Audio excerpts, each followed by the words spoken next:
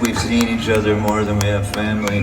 But I first want to introduce a couple of new friends of ours that I've been a fan of for years.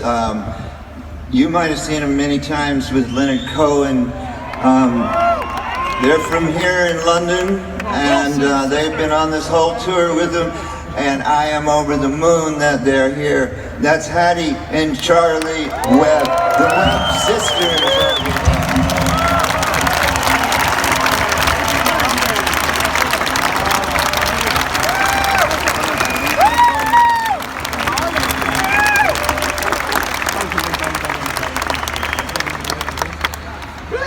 Hiding behind the girls over here, our stalwart multi-instrumentalist who plays everything in the world, and we'd be lost without him, the one and only Scott Thurston.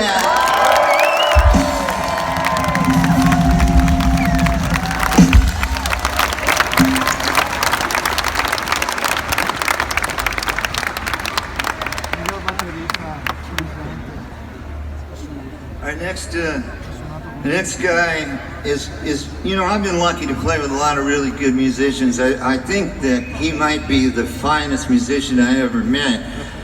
Plus, he comes from Brighton, and he was actually the only black baby in Brighton for a number of years. As fine a drummer as you're ever gonna hear, the one and only Steve Ferroni.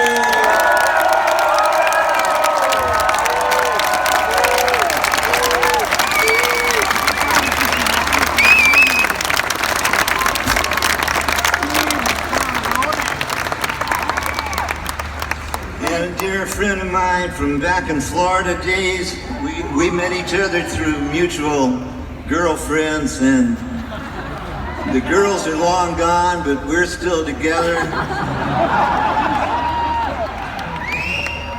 If you're gonna have a good rock and roll band, you gotta have a great bass player, and this is our original one, Ron Black.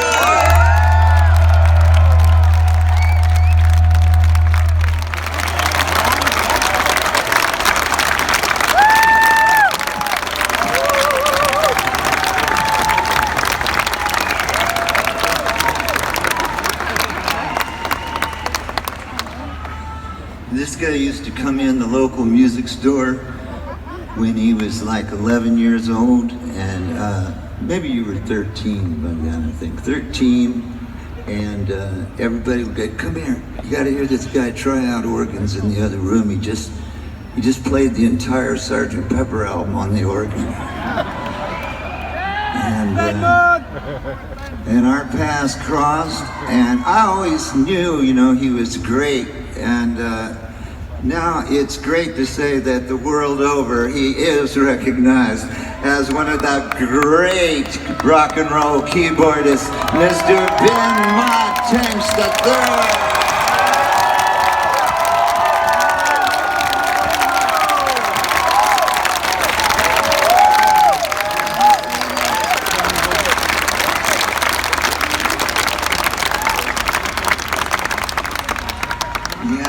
Back to being quite young together. I met this guy from an ad.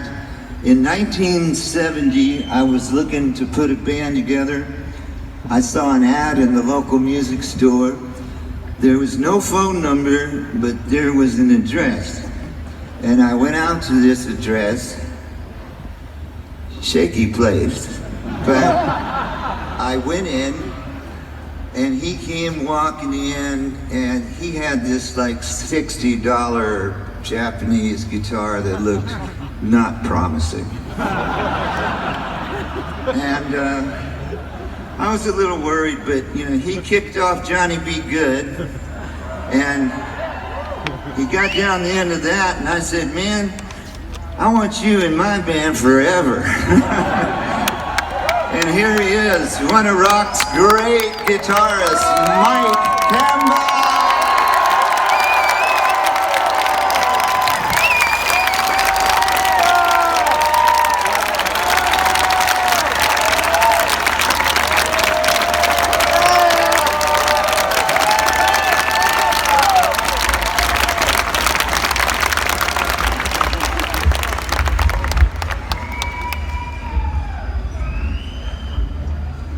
In 1978, we had just